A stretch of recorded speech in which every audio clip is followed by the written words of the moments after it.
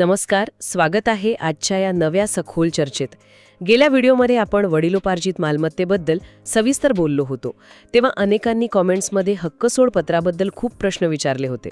स्वतःच्या हक्काची लाख मोलाची वडिलोपार्जित जमीन दुसऱ्याच्या नावावर होते आणि 10-15 वर्षांनी अचानक जाणीव होते की आपल्याच रक्ताच्या नात्याने आपली मोठी फसवणूक केली आहे. मग अशावेळी न्यायालयात दाद मागण्यासाठी धाव घेतली जाते, पण कायदा चक्क तोंडावर दरवाजा बंद करतो. का? कारण कायद्याच्या दरबारात केवळ तुमच्या बाजूने सत्य असून चालत नाही, तर त्या सत्याला वेळेची आणि पुराव्यांची जोड असावी लागते. आज आपण याच हक्कसोड पत्रातून होणारी फसवणूक आणि त्यातील कायद्याचं कठोर वास्तव उलगडणार आहोत. हो, आणि हा विषय खरोखरच अत्यंत गंभीर आहे. कारण माझ्या अनुभवानुसार दिवाणी न्यायालयांमध्ये येणाऱ्या मालमत्तेच्या आणि विशेषतः जमिनींच्या वादांचा पाया बहुतांश वेळा हेच हक्कसोड पत्र असतं, ज्याला कायदेशीर भाषेत आपण रिलिंक्विशमेंट डीड म्हणतो.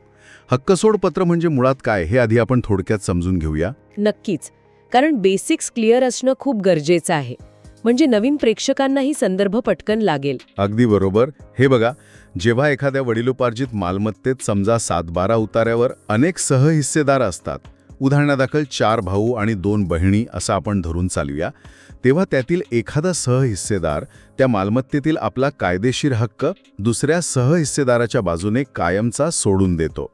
तो हक्क काही आर्थिक मोबदला घेऊन सोडला जाऊ शकतो किंवा अगदी विनामोबदला म्हणजे निवडक कौटुंबिक प्रेमापोटी सुद्धा सोडला जाऊ शकतो. हो, आपल्याकडे बहिणी अनेकदा भावांसाठी हक्क सोडतात. बरोबर. पण या प्रक्रियेतील सर्वात महत्त्वाची कायदेशीर अट ही असते की नोंदणी कायदा 1908 कलम 17 नुसार अशा प्रकारच्या हक्कसोड पत्राची दुय्यम निबंधक कार्यालयात रीतसर नोंदणी करणे सक्तीचे असते. बरं. आणि ही जे नोंदणीची सक्ती आहे ना, मला वाटतं तिथेच खरा कायदेशीर पेज सुरू होतो. म्हणजे हे असं झालं की आपण स्वतःच्या हाताने आपल्या वाटणीचा केक दुसऱ्याला द्यायचा आणि नंतर म्हणायचं की त्याने माझा केक चोरला. अतिशय चपखल उदाहरण दिलं तुम्ही. सकृतदर्शनी, ज्याला आपण कायद्याच्या भाषेत प्रायमा फेसी म्हणतो, हे खरोखरच अविश्वसनीय वाटतं. जो माणूस स्वतः नोंदणी कार्यालयात जाऊन सह्या करतो, तो नंतर माझी फसवणूक झाली असं कसं म्हणू शकतो? हेच आपण आज सविस्तर बघूया. कारण जेव्हा तुम्ही ऑफिसमध्ये जाता तेव्हा तिथे कॅमेरा असतो, बायोमेट्रिक ठसे घेतले जातात आणि मग नोंदणी पूर्ण होते. पण इच्छेत समाजातील एक खूप मोठा गैरसमज मला नेहमी दिसून येतो. अनेकांचा असा समज असतो की भावावर किंवा नातेवाईकावर माझा आंधळा विश्वास होता. त्यांनी मला फक्त सही करायला बोलवलेलं, मी तो करार वाचलाच नव्हता किंवा मला भलतंच काहीतरी सांगून माझ्याकडून सह्या घेतल्या. आणि या अशा समजुतीमुळे लोकांना वाटतं की ते कधीही अगदी 10-20 वर्षांनी सुद्धा कोर्टात जाऊन ह्या कराराला आव्हान देऊ शकतात. आणि हाच तो सर्वात मोठा आणि घातक गैरसमज आहे, जो मुळासकट दूर होणं गरजेचं आहे. बघा, जेव्हा कोणत्याही कराराची नोंदणी कायद्याच्या कलम 17 अंतर्गत अधिकृत नोंदणी होते, तेव्हा त्या कायदेशीर प्रक्रियेत संबंधित व्यक्ती शारीरिक आणि मानसिकदृष्ट्या उपस्थित असते.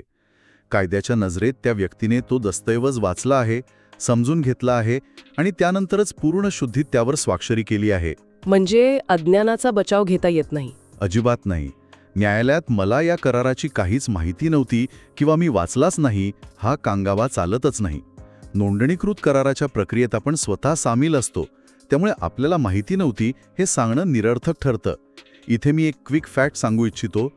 फसवणूक नक्कीच होऊ शकते, उदाहरणादाखल कुलमुक्त्यारपत्र सांगून हक्कसोड पत्र करून घेणं, पण हे न्यायालयात सिद्ध करणं अत्यंत कठीण असतं. माफ करा, मध्येच थांबवतेय, पण जर खरोखरच अशी फसवणूक झाली असेल एखाद्याची, तर मग न्याय मिळवण्याचा पहिला टप्पा काय आहे? म्हणजे त्यांनी सुरुवात कुठून करावी? अत्यंत कळीचा प्रश्न आहे आणि इथेच आपण कायद्याच्या मुख्य चौकटीत प्रवेश करतो. जर खरोखरच फसवणूक झाली असेल तरीही न्याय मागण्यासाठी कायद्याने अमर्याद वेळ दिलेला नाही. इथे मुदत कायदा 1963चे कलम 59, ज्याला अनुच्छेद 59 सुद्धा म्हणतात, ते लागू होतं. या कलमानुसार कराराला आव्हान देण्याची मुदत नोंदणीच्या तारखेपासून फक्त 3 वर्ष असते. फक्त 3 वर्ष? बापरे. आणि ती मुदत मोजायला सुरुवात नक्की कुठून होते? ती मुदत मोजायला सुरुवात होते त्या कराराच्या नोंदणीच्या तारखेपासून. ज्या तारखेला दुय्यम निबंधक कार्यालयात तो दस्तावेज नोंदवला गेला त्या दिवसापासून पुढे 3 वर्ष. कारण मगाशी म्हटल्याप्रमाणे ती व्यक्ती स्वतः नोंदणी प्रक्रियेत सहभागी असल्यामुळे फसवणुकीची माहिती नव्हती हे सिद्ध करणं कठीण असतं. हे तर खूपच महत्त्वाचं आणि धक्केदायक आहे. तुम्ही याबाबत कधी विचार केला आहे का? कमेंट सेक्शनमध्ये सांगा आणि चॅनलला आत्ताच सबस्क्राईब करा. आपल्या महसूलशाही चॅनलवर अशीच अचूक माहिती मिळते. पण मला एक सांगा, जर ही 3 वर्षांची मुदत उलटून गेली असेल तर काय होतं? तर दावा सुरुवातीलाच या तांत्रिक मुद्द्यावर फेटाळला जातो. यामागे कायद्याचे एक तत्वज्ञान आहे, डॉक्ट्रिन ऑफ रिपोज किंवा स्थिरतेचे तत्व.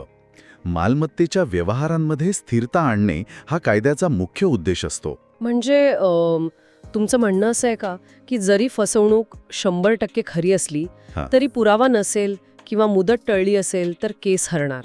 होय, हेच वास्तव आहे. मुदतीत दावा दाखल करणे हा फक्त पहिला अडथळा पार करण्यासारखा आहे. यानंतरची लढाई अधिक गुंतागुंतीची आणि पुराव्यांवर आधारित असते.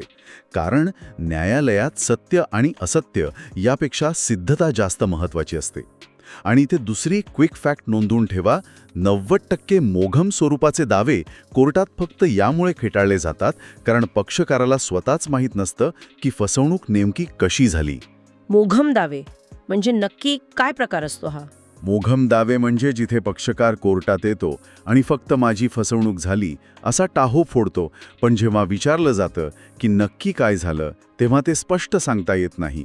मोबदला कमी दिला का भलतीच मालमत्ता लिहून घेतली, ठरल्यापेक्षा जास्त क्षेत्राचा उल्लेख 7/12 उतार्यावर केला का, हे ठोस सांगता आलं पाहिजे.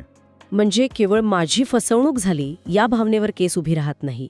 मग अशावेळी शेतकरी किंवा सामान्य नागरिकांनी नक्की काय तयारी केली पाहिजे? यासाठी मी नेहमी शेतकरी व नागरिकांसाठी 3 टप्प्यांची स्पष्ट चेकलिस्ट देतो. हे टप्पे अत्यंत महत्त्वाचे आहेत. बरं, कोणते आहेत हे 3 टप्पे? पहिला टप्पा तपासा. तुमच्या हक्कसोडपत्राच्या तारखेपासून तुमची केस 3 वर्षांच्या मुदतीत आहे हे सर्वात आधी तपासा. दुसरा टप्पा शोधा. फसवणूक नेमकी कशी झाली याचा स्पष्ट आणि ठोस तपशील कागदावर काढा. नुसतीच हवा नको, कागदावरचा दोष शोधून काढा. आणि तिसरा टप्पा गोळा करा. केवळ फसवणूक झाली या भावनेवर न रडता ती सिद्ध करणारे साक्षी आणि पुरावे गोळा करा. वकिलांकडे जातात आणि वकील म्हणतात आम्ही बघून घेऊ. मग अशा वेळी काय करावं? हा खूप प्रात्यक्षिक प्रश्न आहे. माझा सल्ला हाच असेल की केवळ कोणीतरी सल्ला देतोय म्हणून वेळ, पैसा आणि मेहनत वाया घालवू नका. आधी आपली केस मुदतीत आणि पुराव्यांच्या कसोटीवर तपासा.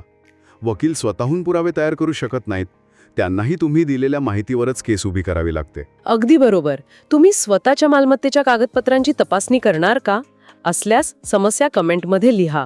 आणि हो, अशाच कायदेशीर बारकाव्यांसाठी चॅनलला आत्ताच सबस्क्राईब करा. महसूलशाही परिवाराचा हिस्सा बना. नक्कीच. कारण जर तुमच्याकडे पुराव्यांची सिद्धता नसेल तर तुम्ही निष्फळ कायदेशीर लढाई हरून स्वतःचं दुहेरी नुकसान करून घ्याल. म्हणजे या संपूर्ण चर्चेचा जर थोडक्यात सारांश काढायचा झाला तर तो असा की हक्कसोडपत्रावर सह्या करताना डोळे उघडे ठेवा. घरचाच व्यवहार आहे या भ्रमात न राहता तुम्ही काय वाचताय आणि कशावर सही करताय याची 100% खात्री करा. आणि जर फसवणूक झालीच तर 3 वर्षांच्या आत ठोस पुराव्यांसह कायद्याची मदत घ्या. भावनेच्या भरात चुकीची कायदेशीर लढाई लढू नका. अगदी बरोबर सारांश काढलात. आज आपण फसवणुकीबद्दल, पुराव्यांबद्दल आणि कायद्याबद्दल बोललो. पण जाता जाता मी प्रेक्षकांना एका मुद्द्यावर नक्की विचार करायला सांगेन. समजा ज्याने फसवणूक केली आहे तो तुमचा सख्खा भाऊच असेल किंवा घरातलीच अत्यंत जवळची व्यक्ती असेल, तर एका बाजूला असणारा कौटुंबिक दबाव आणि दुसऱ्या बाजूला कायदेशीर पुरावे यांची सांगड कशी घालायची यावर नक्की विचार करा. कारण हा निर्णय कायद्यापेक्षाही जास्त तुमच्या विवेकावर अवलंबून असतो. खरंच खूपच विचार करायला लावणारा आणि भावनिक मुद्दा आहे हा. हा व्हिडिओ आपल्याला आवडला असेलच. असेच महसूल आणि इतर सर्व कायद्यांबाबत सोप्या भाषेत मार्गदर्शन तुम्हाला यापुढेही हवंय. मग आपला महसूलशाही यूट्यूब चॅनल तुमच्यासाठी आहे.